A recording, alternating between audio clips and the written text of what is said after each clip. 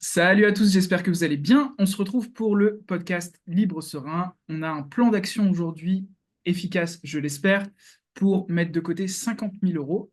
Peut-être pour vous donner un petit peu le contexte de tout ça, on se rend compte que beaucoup de personnes ont du mal à ressentir cette stabilité financière, cette sécurité financière, souvent parce qu'ils n'ont pas d'argent de côté. Et moi, j'ai tout de suite vu la différence quand j'ai réussi à mettre de l'argent de côté, de me sentir beaucoup plus à l'aise dans mes décisions, de faire des choses moins précipitées. Et du coup, ça va être l'objectif aujourd'hui. Et puis avec 50 000 euros de côté, vous avez à la fois de quoi mettre des choses en place et en même temps voilà, garantir une certaine sérénité. Wilfried, je vais te laisser me poser Ouais. peut-être des questions. On va essayer de se mettre dans le contexte et on va voilà, mettre en place un plan d'action étape par étape pour y arriver. Bah, la 1re chose que déjà j'aimerais, te demander, c'est, est-ce que selon toi, c'est plutôt, il faut gagner de l'argent, donc c'est une question de revenus ou plutôt de gestion financière pour arriver à mettre ces 50 000 € de côté? Ok. Donc, pour la plupart des personnes, si aujourd'hui vous êtes employé et que vous gagnez 1 500 euros par mois, ça va être très compliqué pour vous d'accumuler 50 000 euros, entre guillemets, rapidement. Parce que vous avez forcément des dépenses. Donc, il va y avoir à la fois un travail de gestion financière, donc de maîtriser ses dépenses, d'avoir une certaine discipline dans ses dépenses, et à côté aussi d'avoir des sources de revenus. Je vous explique un peu le concept. Réduire vos dépenses, vous allez pouvoir le faire qu'à un certain niveau. Par exemple, si vous avez un logement, vous avez des dépenses pour la nourriture, pour les déplacements, etc. Vous gagnez 1 500 euros et en étant voilà, au top et très très organisé, vous dépensez 1000 et vous arrivez à mettre 500 euros de côté. Très très difficile. Le truc, c'est que si vous essayez de réduire encore, bah, ça va jouer sur votre qualité de vie, ça va jouer sur, tu vois, ça va rendre les choses plus compliquées. Et en plus, vous ne pourrez pas descendre beaucoup plus bas. Tu vois, à la limite, tu vas peut-être grappiller 50 euros ou 100 euros ici, ici et là. Euh, donc c'est difficile. Par contre, à l'inverse, gagner de l'argent, bah, il n'y a pas de limite de combien vous allez pouvoir gagner. Donc il faut associer les deux à mon sens. D'accord. Donc avoir par exemple un revenu, «stable» entre guillemets d'un CDI pour être, ce qu'on peur d'être en «insécurité» entre guillemets, plus avoir un revenu complémentaire qui te permet d'être plus à l'aise pour mettre de côté tous les mois, quoi. Exact. Alors, il va falloir faire des sacrifices. On en a déjà parlé un peu dans le podcast sur la matrice. Mmh. Oubliez les week-ends. Les week-ends, c'est pour les gens qui ont déjà de l'argent. Si vous avez aujourd'hui pas d'argent de côté, mettez de côté vos week-ends pendant un certain temps. Je ne veux pas dire qu'il ne faut pas que vous profitiez de la vie, mais euh, est-ce que vous préférez profiter de vos week-ends pour rien faire, ou est-ce que vous voulez, pendant un certain temps, mettre de côté vos week-ends, travailler un petit peu plus dur, sacrifier peut-être des soirées, des choses comme ça, ou des sorties, et accumuler justement les 50 000 euros qui vont vous permettre de vous sentir mieux, et là, de pouvoir profiter enfin. Donc, à mon sens, remettez en question peut-être les règles que vous avez en tête de il faut que vous profitiez de vos soirées ou de vos week-ends, et même de partir en vacances. Ça va jouer aussi. OK. C'est quoi les tu dirais les plus grosses erreurs qui sont faites et qui empêchent les personnes d'épargner, correctement? Je dirais, première chose, ne pas avoir d'objectif clair de combien vous voulez épargner sur le long terme ou à quelle fréquence, tu vois, et de faire le calcul. Donc, on peut très bien commencer par ça. Là, l'objectif aujourd'hui, c'est mettre de côté 50 000 euros. Et on Mmh. peut revenir sur le profil de la personne de tout à l'heure. Quelqu'un qui gagne 1 500, s'il arrive à mettre 200 euros de côté, par exemple, faire le calcul, bah, 200 euros de côté fois 12, ça fait 2 400 euros dans l'année. Si c'était le cas, enfin, si vraiment il s'y prenait comme ça, 2 400 euros, il lui faut du coup 20 ans pour mettre 50 000 euros de côté. C'est long. C'est terrible, tu vois. Quand tu Mmh. l'entends comme ça, tu te dis, pouah. Il y a même des Ouais, gens, je pense, qui abandonnent de se dire, quitte à c'est mettre que trop. ça de côté, autant que je mette zéro, tu vois. Parce que Ouais. c'est à peu près pareil. Ils n'ont pas tort. Euh, donc, il faut faire ce calcul et de vous dire bah, combien est-ce qu'il faut que j'arrive à générer en plus pour arriver à cet objectif-là. Et on ne vous demande pas de forcément passer par la création d'un business en ligne. C'est une option, certes, mais vous pouvez aller faire Deliveroo, vous pouvez aller faire ce que vous voulez à côté. Le but, c'est d'aller générer un petit peu d'argent supplémentaire. Ça va vous prendre du travail, mais encore une fois, le niveau de sérénité que vous allez avoir est complètement différent. On voit, hein, nous, avec Wilfried, beaucoup de personnes qui n'ont pas d'argent de côté. Alors, des fois, je suis surpris à quel point ça ne les stresse pas. Je ne sais pas comment ils font. Parce que voilà, ton frigo pète, ta voiture tombe en panne ou il se passe n'importe La merde. quoi. Ouais. Et il faut que tu ailles emprunter à des amis et des trucs comme ça, et ça te met dans des situations de galère. Donc voilà, faire le calcul en premier. On peut prendre un exemple assez simple. Si vous voulez mettre 50 000 euros de côté en une année, il faut que vous mettiez 4 000 euros de côté par mois, environ 4 200 vers là. Euh, donc ça paraît très dur pardon, pour la personne moyenne, et même pour quelqu'un qui aurait des revenus plus élevés, tu vois, même si tu gagnes 5 000 euros par mois, tu vas pas mettre 4 000 de côté. Hmm. C'est très peu probable. Parce que ton niveau de dépense va certainement augmenter aussi au fur et à mesure où ton niveau de revenu augmente. Et en France, les personnes qui gagnent 5 000 euros par mois sont la plupart du temps, on va dire, dans des grandes villes ou bien ont des sources de revenus, on va dire, dématérialisées. Donc, vous pouvez lisser un peu ce calcul pour le mettre, par exemple, sur 2 ans. Là, on en revient à 2 000 euros par mois à mettre de côté. Et pour quelqu'un qui entreprend, qui met des choses en place, c'est un peu plus faisable. Tu vois. Ça ne va pas Hmm. être dès le premier mois, quand vous démarrez une activité, vous n'allez pas pouvoir mettre 2 000 euros de côté. Et donc, j'ai pas envie de vous vendre un truc qui n'est pas possible, mais commencez peut-être par des choses assez simples. Bah, justement, peut-être de toute façon au plan concret que toi tu mettrais en place, la première chose que tu ferais pour activer et commencer à mettre ces 50 000 euros de côté. Alors, mesurez vos dépenses. Donc, tu vas faire un bilan, je ne sais pas, sur les 3 derniers mois de combien vous dépensez et dans quoi. Donc là, on est sur l'aspect discipline, de comprendre est-ce que je dépense trop dans mon logement, est-ce que je dépense trop dans mes sorties, dans la bouffe, dans les fringues, j'en sais rien. Mais essayez de faire un petit bilan de là où vous faites des erreurs potentielles et de vous engager à ne plus les faire aussi. De vous dire, OK, pendant un an, je m'achète plus de fringues. J'en ai largement assez. Donc voilà, je me fais plus plaisir sur les fringues et je mets ça de côté. Encore une fois, la question, c'est accumuler de l'argent. Après, on peut se poser la question aussi de accumuler de l'argent pourquoi, mais on pourra en parler peut-être à la fin. Donc, première chose, bilan de tout ça. Après, comprendre aussi dans quel ordre et quoi faire de l'argent que vous allez mettre de côté. Hmm. Donc, l'objectif, c'est mettre de l'argent de côté, bien sûr, pour le faire travailler. Le moyen le plus simple de bien gagner sa vie, c'est de faire travailler votre argent et que votre argent vous rapporte de l'argent. C'est très simple. C'est plutôt passif, ça dépend où est-ce qu'on le met. Et on va prendre le moyen le plus simple à mon sens. Vous allez ouvrir un compte Interactive Broker ou Trade Republic ou un outil comme ça qui vous permet d'investir par exemple dans le S&P 500 ou dans QQQ, donc je ne me rappelle plus le terme, mais c'est en gros les boîtes tech, euh, et vous allez mettre votre argent là-dedans et le placer. Vous allez faire ce qu'on appelle un dollar cost averaging, c'est-à-dire que plutôt que d'essayer de parier sur Tesla ou mettre de l'argent dans Apple ou mettre de l'argent à gauche à droite dans des actions qui vous paraissent être intéressantes, vous allez mettre dans le S&P 500, qui est en fait, c'est un panier de 500 actions des entreprises qui ont le plus de valeur aux États-Unis. Et donc, du coup, il y en a qui sortent, il y en a qui rentrent, mais vous êtes toujours dans les meilleures entreprises aux États-Unis. Là, ça parle vraiment aux États-Unis.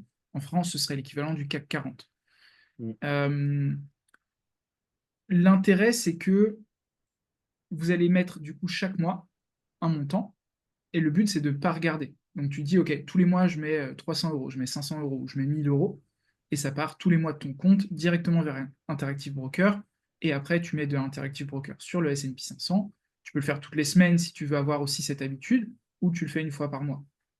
Le but, c'est que ce soit suffisamment passif et que donc le but du dollar cost averaging, donc DCA, c'est éviter d'acheter au mauvais moment, tu vois. Si tu mets 50 000 euros aujourd'hui et que tout se pète la tronche demain, bah, tu vois, tu auras fait une grosse perte et Hmm. donc du coup, tu auras du mal à récupérer. Tandis que si tu mets 100 euros et qu'il y a une perte demain, la semaine prochaine, tu mettras aussi 100 euros. Donc, tu auras racheté au plus bas et ça va monter, et ainsi de suite. Mm. Donc, tu arrives à équilibrer en fait ton investissement. Donc là, je suis peut-être déjà un peu loin dans le truc, mais je reprends un peu depuis le départ. Donc, faire un premier bilan de là où vous en êtes financièrement, où est-ce que vous avez des dépenses qui peuvent être éliminées ou réduites, etc. Ça, concrètement, le bilan, tu le ferais comment? Tu ferais un tableau pour que ça soit vraiment ultra concret. Tu te fais un tableau, tes dépenses, Ouais, genre habits, genre nourriture, restaurant, enfin toutes les lignes, et tu exact. check toutes tes dépenses, quoi. Pour savoir où La va ton plupart des argent. applications peuvent le faire aujourd'hui. Ok. Les banques classiques, pas vraiment, mais tu peux en effet extraire, aller ligne par ligne et mettre, tu vois, tu prends un fluo, ça, ok, ça correspond à quoi, ça c'est quoi, ça c'est quoi. Parce que comme on en a parlé aussi dans un autre podcast, des fois on ne se rend pas compte combien on dépense en resto, en sortie, en fringues, et ça Ça allait grimpe vite. vite en fait. Ouais. Surtout sur l'année. Des fois on se dit, ouais, j'ai dépensé un petit peu plus que d'habitude ce mois-ci, mais Mm. sur l'année au cumulé, c'est encore plus flagrant, quoi. Compter les cafés, moi, ça m'a choqué, Ouais, ça peut aller vite. l'argent que je mets Tu dans vois, les moi, je prends cafés. un café tous les jours, c'est peut-être 4,50 € ce que je prends pour moi et pour ma femme. Donc, Ouais. c'est pas grand-chose en Thaïlande en plus, là, heureusement. Mais si vous allez à Starbucks tous les jours et que c'est 4 euros par café, t'en prends deux, ça te fait 8 balles, 3 fois 8, 24, 240 € dans le mois. C'est énorme. Bah, c'est énorme, c'est énorme, Ouais, pour le café, c'est bien. c'est énorme. Donc, bref, c'est surtout 250 € par mois investis en bourse dans quelques années, c'est beaucoup d'argent. Ça Mm. grimpe vite. Donc, ce bilan. Après, voir combien il vous reste en fin de mois. Ce qui vous reste, du coup, commencer à le placer. Alors, vous pouvez avoir deux types de placements. Vous n'êtes pas obligé de tout mettre dans Interactive Broker. Je pense qu'il y a deux choses intéressantes à faire. Vous pouvez faire comment on pourrait appeler en français, euh, un compte de secours que vous allez avoir de côté. Là, le but, c'est avoir 6 mois de dépenses à peu près dans ce compte. Donc, si tu sais que tu dépenses à peu près 1000 euros ou 1500 euros par mois, tu fais x6 et tu essayes d'accumuler ce montant-là sur ce compte. Donc là, c'est pour justement quand il arrive un La truc, quand il faut sécurité, ouais. changer. Ouais, c'est un compte de sécurité. Donc pour moi, c'est peut-être le premier truc à faire. Si vous arrivez à faire en parallèle à la fois mettre de l'argent sur ce compte de sécurité, par exemple 100 ou 200 euros par mois, plus mettre un peu sur un Interactive Broker, c'est super. On mettra d'ailleurs les liens pour Interactive Broker et Trade Republic. Personnellement, je préfère Interactive Broker parce que j'ai un doute sur le fait que Trade Republic permette d'avoir le S&P 500. Vous pouvez Ah, trader des trucs européens, mais je ne sais pas si vous pouvez trader des trucs américains. Et Interactive Broker est très costaud. Les frais sont vraiment, vraiment, vraiment très bas. Donc, c'est plutôt cool. Après, comprendre aussi, du coup, dans quoi investir, dans le sens, c'est quoi l'ordre dans lequel je place mon argent. mm. Le plus important, c'est investir en vous. Et c'est un truc qu'on oublie parfois. C'est aussi beaucoup répété quand on commence à se développer personnellement. Vous êtes le plus gros asset que vous avez. Vous êtes le plus gros atout que vous avez. Vous pouvez parier en vous et investir en vous parce que vous savez que vous êtes capable de produire. Et quand vous allez investir en vous, par exemple, acheter une formation et vous développer, bah, c'est quelque chose qu'on ne peut pas vous reprendre. Contrairement, Ouais. tu vois, à la bourse qui va monter et baisser, investir Mm. en vous, vous avez les compétences, en fait, pour le long terme, pour toujours. Donc, je vous conseillerais de trouver une thématique qui vous intéresse, un type de business qui vous intéresse, et d'investir en vous très clairement. Ça peut être avec des bouquins, à la limite. C'est une des dépenses que je considérais comme OK. Et d'ailleurs, vous pouvez les acheter en seconde main, hein, vous n'êtes pas obligé de les acheter neufs à chaque fois. Vous pouvez les trouver pour certains gratuitement sur Internet. En audiobook, ça coûte moins cher en général. À vous de déterminer le meilleur moyen de le faire. Mais ensuite, investir en vous pour voilà, créer un business. Arriver à un moment, il va vous falloir une nouvelle source de revenus, et donc créer un business, c'est la meilleure chose à faire. Donc, ça peut être devenir freelance, se former à une compétence et commencer à le faire. Community management, copywriting, setting closing, tout ça, ça peut être le cas. Ou bien créer un business, et donc là, e-commerce, vendre des trucs sur Internet globalement, de la formation, peu importe. Ok. Donc ça, une fois que tu as fait tout ça, c'est quoi la suite? C'est quoi la prochaine étape? Donc, tu as investi en Ah, toi, tu as appris des connaissances, donc tu commences à mettre en place tes connaissances qui te permettent de rapporter de l'argent, donc d'avoir un complément de revenu ou un autre revenu. mhm. Euh, donc, du coup, tu mets de plus en plus de côté, tu continues à vivre de la même façon avec, par exemple, 1 500 € par mois, plus tout ce qui rentre, c'est ce que tu investis. Comment ça... Tout ce qu'on a dit là, tout ce qu'on a dit là, c'est déjà le plus dur en fait. Ok. Parce que la discipline que ça te demande de ne pas dépenser dans tout et n'importe quoi, c'est très compliqué, surtout avec le consumérisme actuel, où vous voyez des gens sur Instagram, tiens, la nouvelle paire de New Balance qui vient de sortir, ouais, elle a l'air trop bien et tout, j'ai envie de me l'acheter. Ouais, mais est-ce que ça va te rapprocher de la vie que tu as envie d'avoir? Pas certain, tu vois. Ça va te permettre de flexer 2 minutes sur Instagram, mais pas plus que ça. Donc, déjà, avoir la discipline de mettre un petit peu de côté chaque mois, même 100 euros, c'est énorme pour la plupart des gens. C'est un gros travail.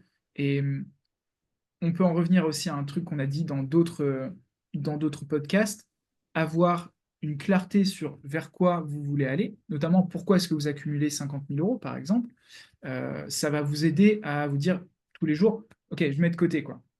Donc ça, c'est le vision board, donc le tableau de rêve, l'avoir peut-être à différents endroits chez vous, dans vos chiottes, sur votre miroir, là où vous travaillez, pour avoir une clarté de OK, c'est vers ça que je vais, c'est vers ça que je vais, c'est vers ça que je vais, et de vous rappeler pourquoi vous faites tout ça.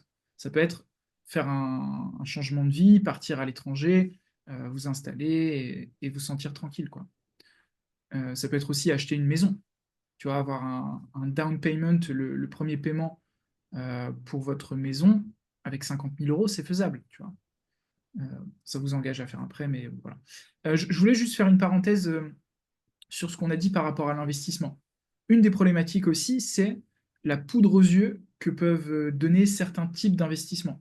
Tu vois, de Hmm. vous dire, je vais investir dans l'immobilier, c'est hyper passif, nanana. Non, c'est pas hyper passif. Oui. C'est des risques, ça prend du temps, vous, enfin, vous allez devoir gérer des problématiques. Et c'est très bien. C'est quand même quelque chose qui fonctionne. Je dirais pas que ça fonctionne pas, mais ça demande du temps.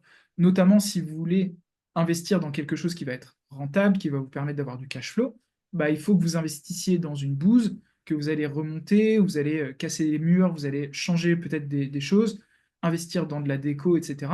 Peut-être le mettre en Airbnb ou le mettre en longue durée. Donc c'est du travail. Et les autres types d'investissements avec la poudre aux yeux, c'est certains types de crypto-monnaies, tu vois, des Ponzi euh, dans tous les sens. Et moi, je vous dis ce que je vois autour de moi.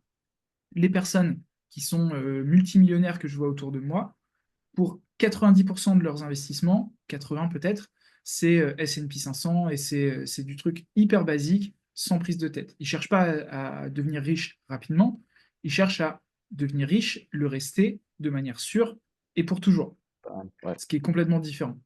Donc on ne cherche pas à s'enrichir là, on cherche à protéger aussi notre patrimoine et garder de l'argent.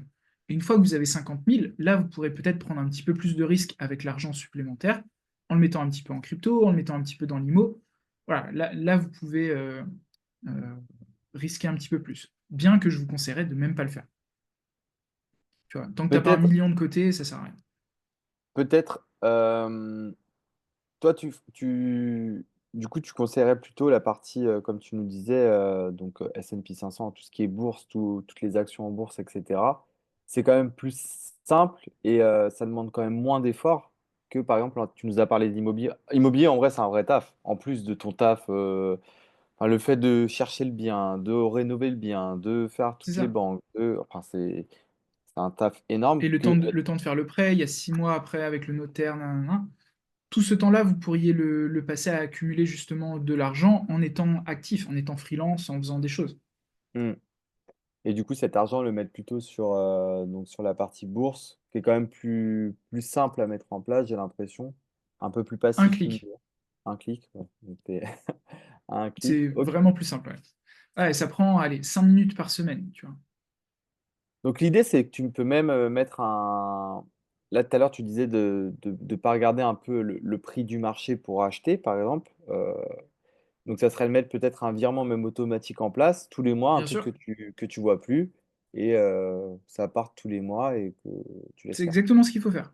C'est exactement ce qu'il faut faire. Moi, je préfère chaque semaine, parce que du coup, en faisant le dollar cost averaging, ça a plus de sens de le faire chaque semaine. Chaque mois, ça, c'est à peu près pareil, tu vois. Euh, mais ce qui compte, c'est la régularité. Ne pas regarder justement, comme tu dis, le marché, ne pas s'inquiéter. Ça a perdu 10%, je sors et je liquide ma position. Non, ça a perdu 10%. C'est peut-être le bon moment pour remettre dedans, parce que justement, quand ça va remonter, je vous rappelle, on est sur une stratégie long terme de 5, 10, 15, 20 ans, enfin même plutôt Mm. 10 à 20 ans, Mm. où vous avez envie que votre argent travaille pour vous. Alors après, il y a d'autres stratégies, il y a les actions à dividendes, etc. Il peut y avoir plein de choses. Mais S&P 500, c'est simple. Ouais, faut partir sur des trucs relativement simples. Tout ça, il faut se former aussi ou tu peux te lancer. Ouais, on peut trouver pas mal d'informations quand même, je trouve, sur YouTube. Euh, donc voilà, renseignez-vous bien sûr un minimum. Encore une fois, ce que je dis, c'est pas des conseils financiers, hein. Je ne vous garantis pas des gains en passant par le S&P 500, etc. Mais ça paraît logique que dans 10 ans, Apple, Facebook, Tesla, etc., continuent à être De des quoi. grandes entreprises et à produire et à vous permettre de gagner de l'argent. Donc voilà, il y a une certaine logique, quoi. Amazon et autres. Ah, après, je pense que même si on regarde la courbe, peut-être je me trompe, mais si on regarde la courbe de peut-être il y a 50 ans en arrière, je pense qu'on était toujours sur le S&P 500, il doit Il, croître.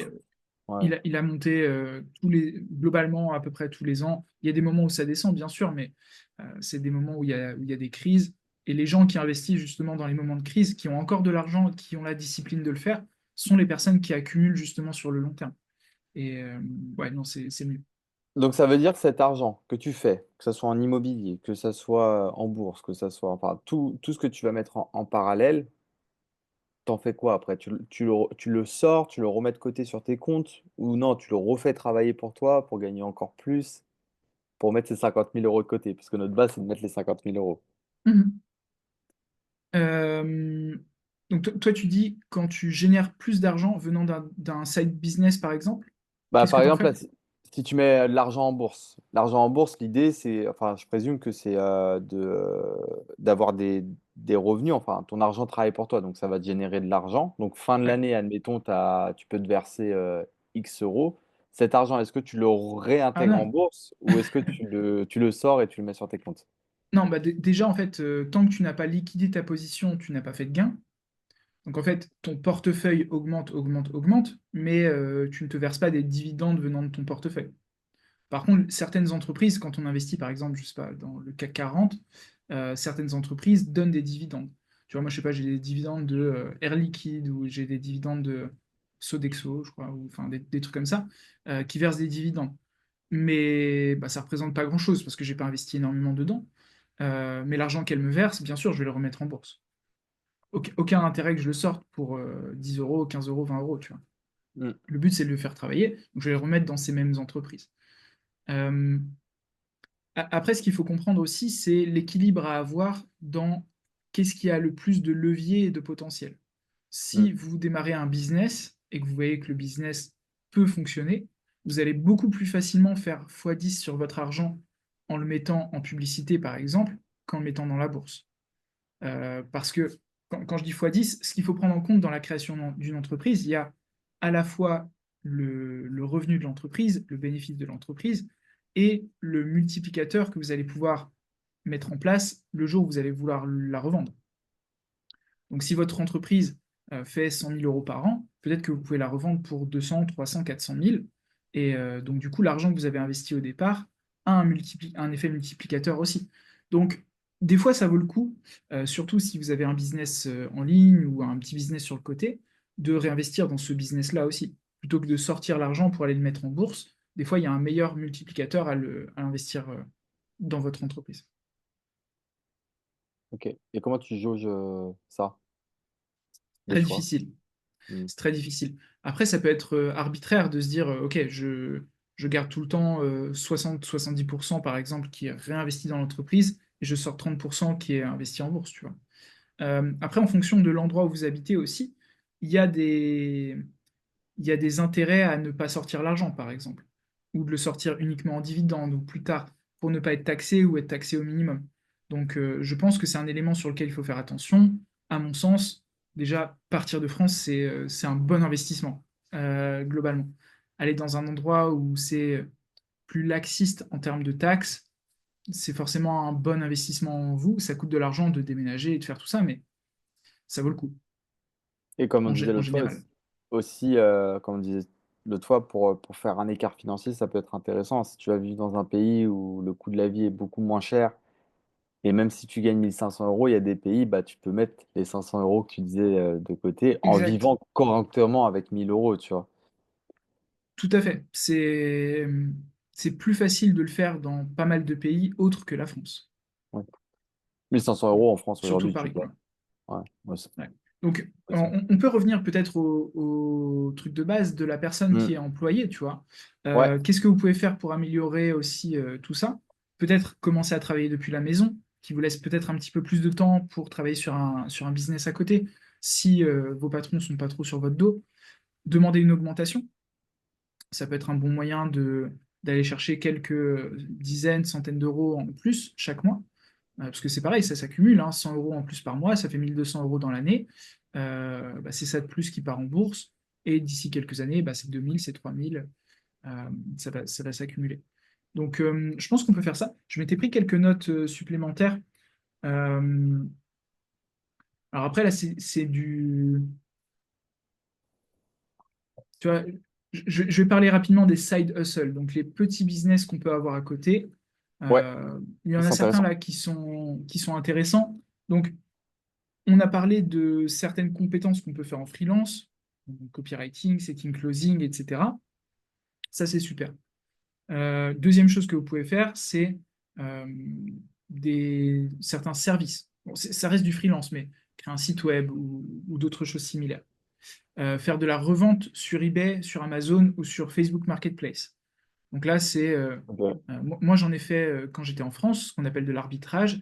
Je trouvais quelque chose qui était pas cher à vendre sur Internet, par exemple 100 euros, et je sais que ça se revend facilement à 200, bah, je vais l'acheter 100 et je vais le revendre 200.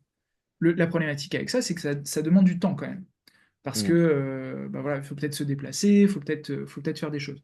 Donc, quand on fait du volume, ça vaut le coup.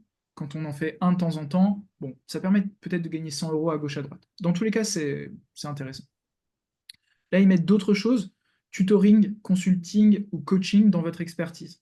Donc, tutorat, euh, si vous avez, je sais pas, des connaissances en maths, bah, donnez des cours de maths ou de piano ou de ce que vous voulez. C'est un bon moyen aussi de démarrer. Donc là, le but pardon, c'est de rajouter entre 1000 et 5000 euros à vos revenus mensuels, en fait. Ok, ça marche. En faisant plusieurs petites choses comme ça, tu peux aller chercher des revenus intéressants C'est en ça, plus. rajouter un petit peu. Ok. Euh, mais tout ça, ça part quand même d'une. Enfin, je te fais un peu l'avocat du diable, mais si tu regardes les gens aujourd'hui en France, moi j'en entends beaucoup qui disent ouais, mais déjà 35 heures, tu te rends pas compte, on n'a pas le temps, tu vois, des trucs comme Ah, les ça. fameuses. Et, et c'est les gens qui vont se plaindre, qui veulent avoir plus, mais qui se mettent pas en marche. Et au final, pour faire ce que tu dis, il faut se mettre en marche. Ça n'arrive pas comme ça. Faut faire des choses. Totalement. Donc, qu'est-ce que tu conseillerais à des personnes justement un peu réticentes sur ce côté-là, dans le sens ah, je travaille déjà 35 heures, j'ai pas le temps. Qu'est-ce que tu leur dirais? D'auditer véritablement où est-ce qu'il passe du temps, tu vois. Parce que certes, passer 35 heures au travail, bah, vous ne pouvez pas y faire grand-chose. Bien que la plupart des gens qui travaillent 35 heures, sur les 35 heures, ils ne travaillent pas 35 heures. Et sur le travail qu'ils font, c'est pas toujours très efficace. Et dans tous les cas, ils vont être remplacés par l'IA. Donc, méfiez-vous de tout ça. Commencez à réfléchir à des options pour sortir de votre emploi qui va peut-être être remplacé. Euh, Donc, auditez votre temps. Moi, c'est un truc que je faisais avec mes clients en coaching quand j'en faisais un peu plus que maintenant. C'était, mets-moi sur la semaine ce que tu fais toutes les 15 minutes. Tu vois, je veux savoir ce que tu fais toutes les 15 minutes. Et c'était un exercice très difficile, c'est un exercice qu'on m'a fait faire quand j'ai été coaché aussi, et où je me suis rendu compte, ok, là je suis sur mon portable, là, je suis en train de rien faire, en gros. Là je suis en train de faire du sport, ou voilà, je suis en train de faire d'autres choses qui n'ont rien à voir avec ce que je suis censé faire, et je m'éloigne de mes objectifs par choix en fait. Chaque petit micro-choix que vous faites dans la journée, de prendre votre téléphone plutôt que de mettre en place une action pour votre business, qui peut être tout simplement poster sur Instagram. Ça n'empêche, vous pouvez être sur Instagram et produire sur Instagram. Bah, ça vous éloigne de vos objectifs. Donc, auditer votre temps, c'est un truc important. Et si on prend du coup 35 heures dans la semaine, donc on va prendre le truc moyen. La personne travaille 5 jours sur 7, globalement. La Mm. plupart, il y en a plein qui travaillent 4 jours. Mais on va dire 5 jours sur 7, ça fait 6h30 par jour, à peu près. 7, bah non, 7 heures par jour. Euh, Avec 2 heures de pause ou 3 heures de pause dans la journée. Ouais, mais ça n'empêche qu'ils travaillent quand même. Ça, c'est un peu une des problématiques. Tu fais bien de le mentionner, mais les gens vont travailler, je sais pas, de 8h à midi et ils ont 2 heures de pause, et après de Mm. 14h à 17h Mm. ou à 18h. Donc, leur journée est un peu cassée par la pause de 2 heures qui ne sert à rien. Moi, tu vois, quand j'étais manager, je prenais 20 minutes de pause pour manger à midi et ça me permettait de rétracter un peu mon temps. Mon Mm. problème, c'est que j'étais manager et que du coup, j'étais obligé de faire 100 heures par semaine. Mais je gagnais du temps à ce moment-là, mais je repartais travailler et au final, je n'étais pas payé pour. Donc, le fait de travailler depuis chez vous, bah, si vous avez plutôt des missions à accomplir, vous pouvez les faire dans le moins de temps possible. Utilisez l'IA aussi pour vous aider, parce que c'est votre allié aussi hein, dans votre emploi. Si ça vous permet d'aller plus vite, profitez-en.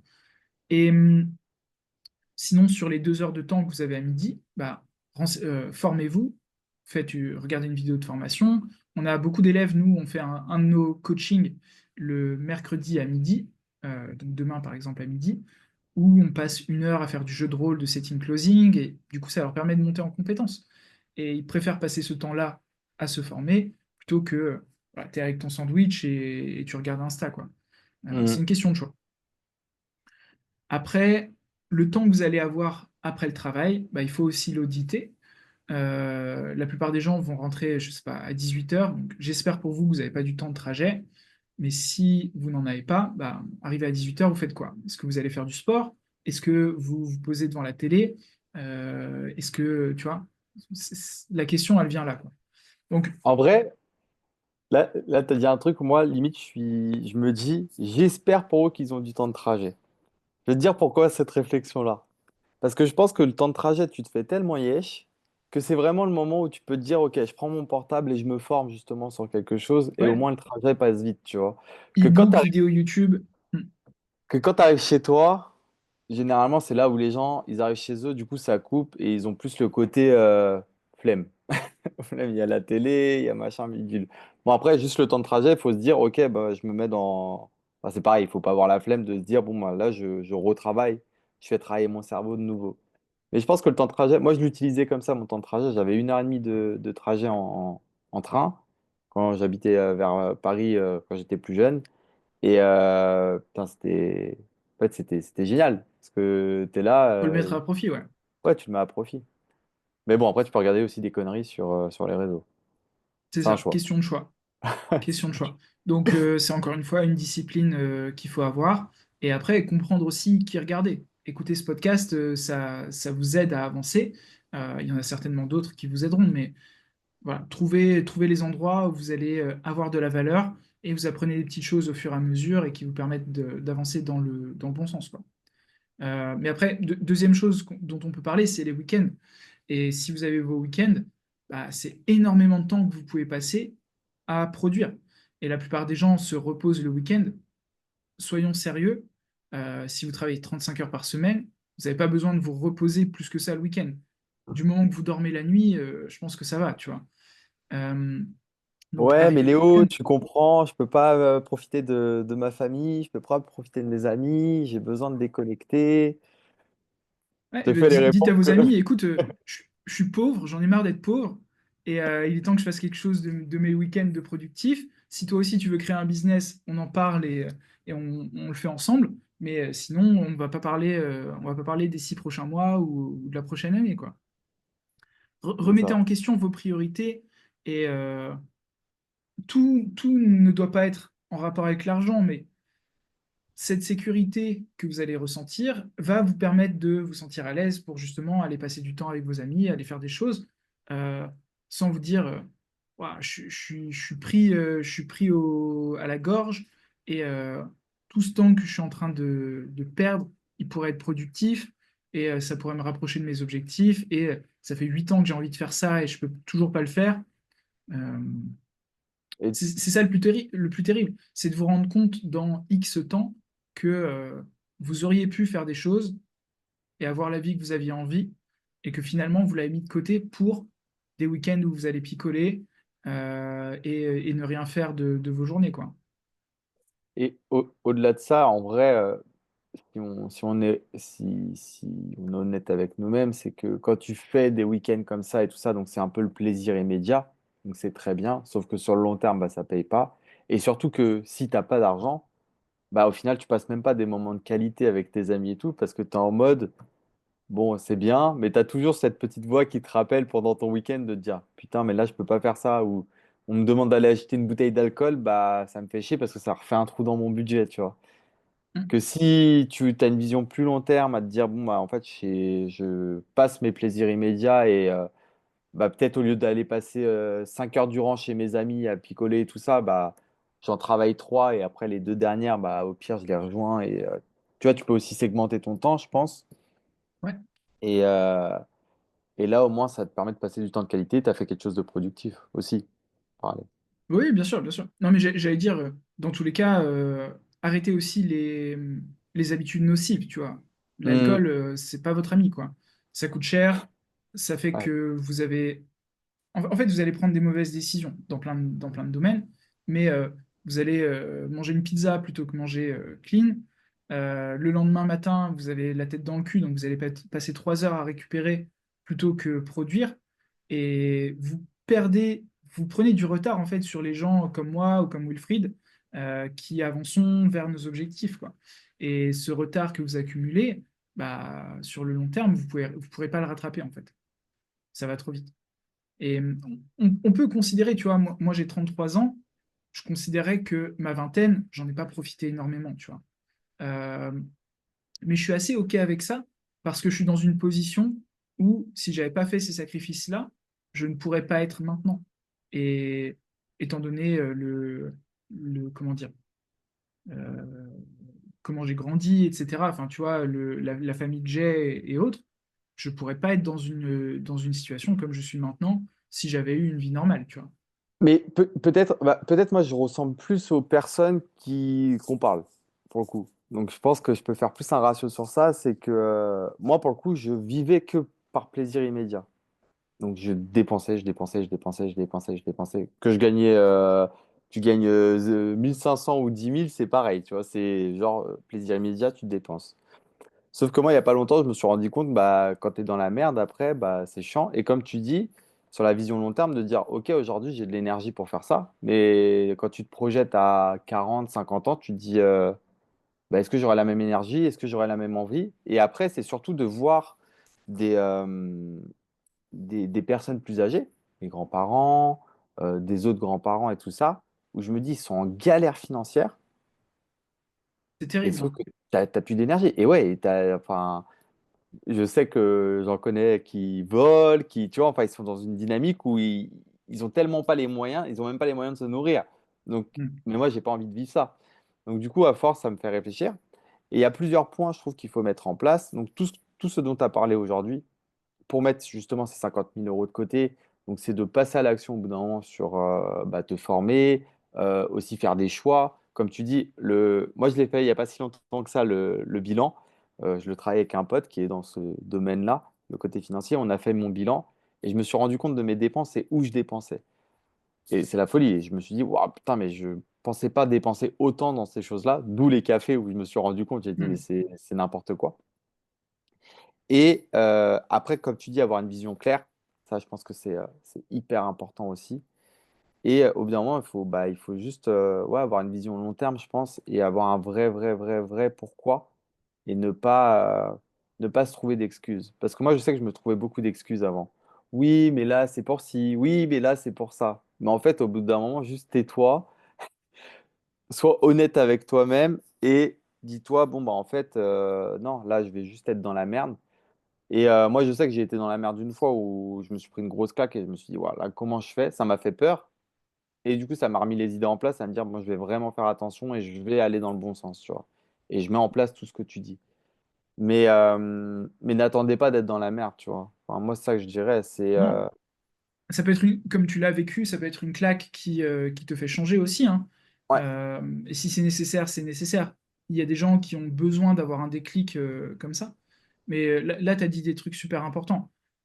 Pour les jeunes, profitez de l'énergie que vous avez pour le faire maintenant. Faites les choses qui sont importantes maintenant et vous serez tranquille après. Là, moi, je vois à 33 ans, si je veux prendre un an sans travailler, je peux le faire, Mm, tu vois, à faire ce que je veux, à aller voyager, à profiter, en gardant le même niveau de vie sans problème. C'est top. C'est pas le cas de tout le monde, tu vois. mm, Après, moi, j'en suis pas non plus à mes objectifs. Donc, peut-être que quand tu te mets des objectifs, bah, ils ont tendance à s'éloigner de plus en plus parce que tu veux toujours plus, entre guillemets.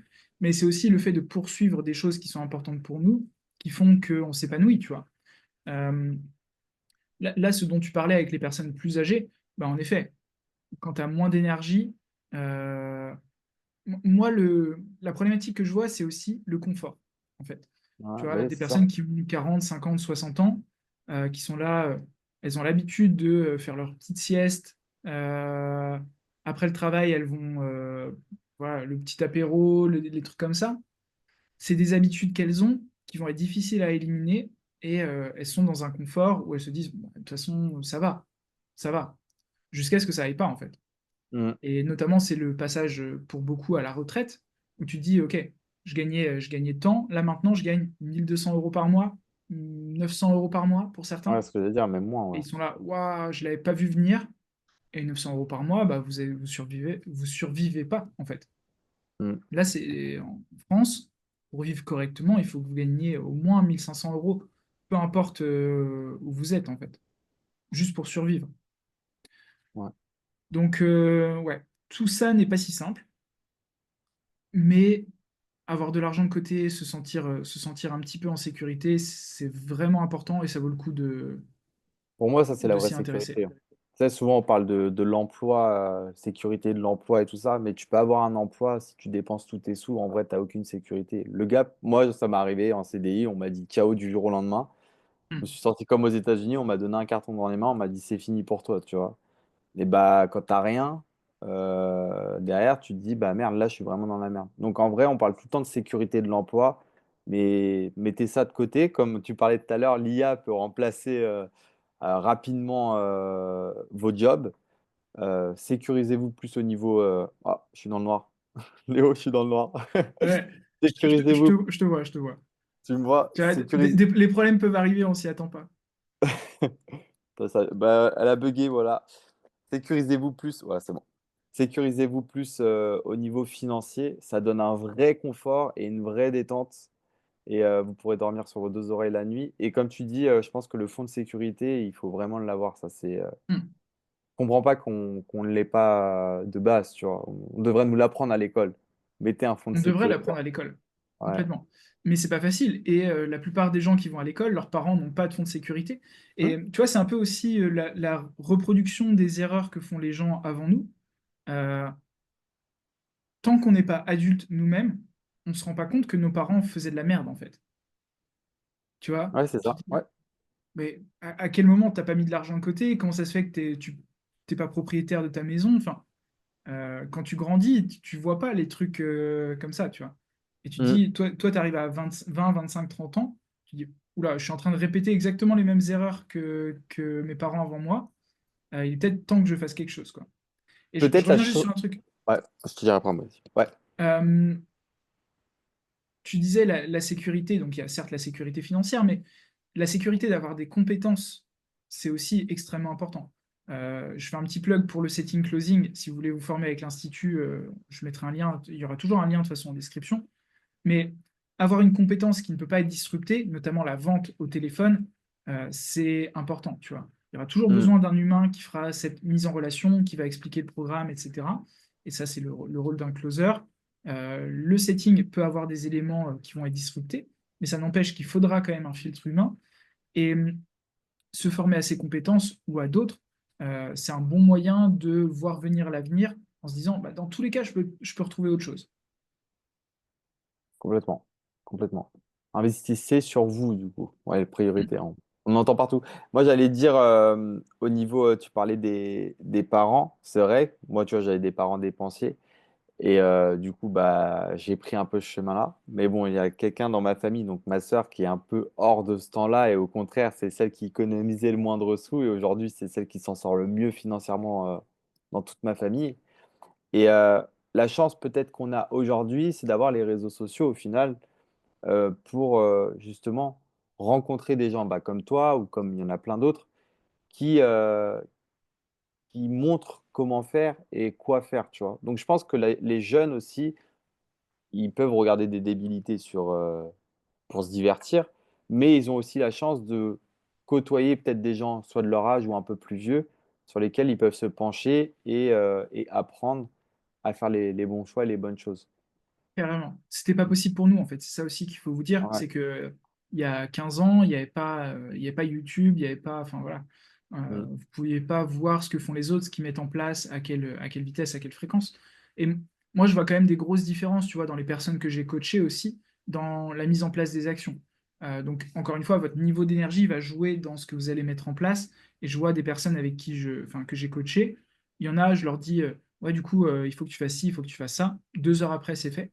Et d'autres, je Mm. leur dis la même chose. Une semaine après, ils me disent, ouais, mais j'ai pas eu le temps avec, avec ça, avec ça, avec ça, tu vois. Et bah, je vois directement ceux qui deviennent millionnaires et ceux qui ne le deviennent pas, quoi. C'est aussi simple que ça, en fait. Il y en a qui passent à l'action et qui font tous les trucs quand ça doit être fait, et d'autres Mm. qui repoussent. Bah, tu disais l'autre fois sur un autre podcast, tu disais que à partir du moment où tu procrastines, tu peux pas réussir, tu vois. Donc, faut pas procrastiner. Faut aller. Non, et souvent la procrastination, en fait, c'est une protection qui nous empêche de faire les choses qu'on est censé faire et on sait qu'on doit faire, mais parfois qu'on ne sait pas faire, tu vois, ou qu'on se dit qu'on n'est pas capable de faire. C'est juste un élément de protection, tu vois. Faut que je fasse mes pubs YouTube ou mes pubs Facebook. Ouais, mais par où je commence, tu vois.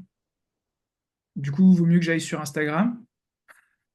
Et peut-être que si je scrolle 36 fois, je vais peut-être avoir une solution, tu vois. Il n'y a pas de solution. La solution, c'était d'aller sur Facebook et de faire tes pubs, en fait. Faire ton Mais, script. mais c'est pas facile, hein. Je dis pas que tout ça, c'est simple. Euh, Mais c'est faut faisable. juste, faut juste C'est pas mettre le simple. doigt dessus quand ça arrive, en fait. De dire, oula, ok, je suis en train de dévier du chemin, Être honnête avec je me soi-même. remets dessus, quoi. Mm. Faut être complètement honnête avec soi-même. Donc, ça, je reviens sur la base de notre sujet. On divague toujours un petit peu, nous, c'est intéressant. Moi, j'aime bien.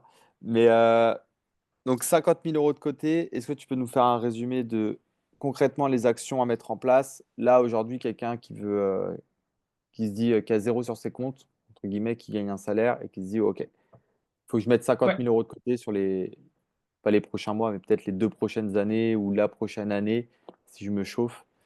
Euh, Bah, comment on fait? t'as donné le premier élément, mettre une date à laquelle vous voulez atteindre l'objectif. Parce que ça vous permet de faire le calcul inverse de combien il faut que vous mettiez par mois à partir de maintenant. Mm. Donc, par exemple, 2 ans, 2 ans, 50 000 euros, ça fait à peu près 2 000 euros par mois, fois 40, fois 24, Mm. euh, Les années sont longues. ce qui vous donne 48. Mais voilà, à peu près 2 000 euros par mois, un tout petit peu plus. Donc, faire le calcul de ça, c'est important. Deuxième chose, faire l'audit de là où vous en êtes financièrement. Il y a peut-être aussi des choses autour de vous que vous pouvez dégager, tu vois. Des choses qui ont de la valeur, que vous n'utilisez pas, que vous n'utilisez plus, et que vous allez pouvoir vendre pour vous en débarrasser, et investir peut-être justement dans une formation ou aller le mettre directement en bourse, où ça a plus de sens, tu vois.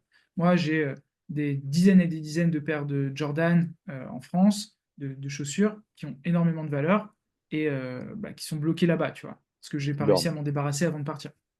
Mm. Bah, c'est de l'argent que j'aurais pu mettre autre part. Donc, audit, voir les éléments que vous pouvez réduire peut-être dans vos dépenses. Donc, logement, nourriture, dépenses autres, c'est-à-dire fringues, alcool, tous ces trucs-là. Ensuite, comprendre l'ordre dans lequel vous allez investir en vous, enfin, vous allez investir tout court. Ça peut être en vous, ça peut être directement sur Interactive Broker ou Trade Republic, donc mettre dans le S&P 500 avec une vision long terme. Là, le but, c'est pas Ponzi scheme et essayer de faire x10 sur votre argent dans l'immédiat. C'est je gagne 5 à 10% par an et je suis très content. Et votre argent est protégé. Et voilà. Alors, il y a aussi l'erreur à ne pas faire de le sortir toutes les 5 minutes. Une fois que vous avez mis l'argent là-bas, il ne bouge plus. Exactement, C'est c'est ce que j'allais te dire. Je pense qu'il y en a beaucoup. Moi, je l'avais déjà eu, cette tentation, de placer de l'argent ou même mettre dans ton fonds de sécurité et de retaper dans ton fonds de sécurité, te dire, bon, allez, c'est pas grave, je remettrai. Tu vois. Est-ce que tu as un petit conseil rapide à nous donner pour pas retaper dans ce que tu as déjà mis de côté? Non, bah, en fait, le principe, c'est que c'est aussi ce qui vous donne la niaque pour aller en chercher plus. Tu vois, de terminer tous les mois à zéro parce que tu as mis de l'argent de côté, mais tu repars de zéro, bah, tu te dis, OK, j'ai la dalle d'aller en chercher, tu vois. Hmm, Et c'est ça l'objectif. Après, ne regardez même pas combien vous avez sur vos comptes de côté, en fait. Ce sera une bonne surprise dans tous les ça, cas. c'est la bonne surprise. Hein. Ouais, le jour où vous regardez, ce sera une bonne surprise. Et ça vous évite de le retirer quand il y a une baisse, quand ça monte, quand voilà. Euh, Là, le but, c'est l'accumuler sur le long terme pour vous faire un coussin de sécurité et même vous faire une retraite complémentaire. Hmm, Ça peut être ça. Certains vont le faire par l'IMO, mais la bourse, ça fonctionne aussi. Euh, Juste pour faire le calcul, hein, mais si vous accumulez, je ne sais pas, 500 000 euros par exemple en bourse, à 5%, ça vous fait 25 000 euros dans l'année. Je dis les bêtises ou pas? Je pense que c'est ça, hein. par le calcul. Attends, 500 000 fois 5, ça vous fait 25 000 euros par an, hein. Donc 500 000 euros de côté à 5%, 25 000 euros par an. Vous prenez 2 000 euros par mois et vous faites rien.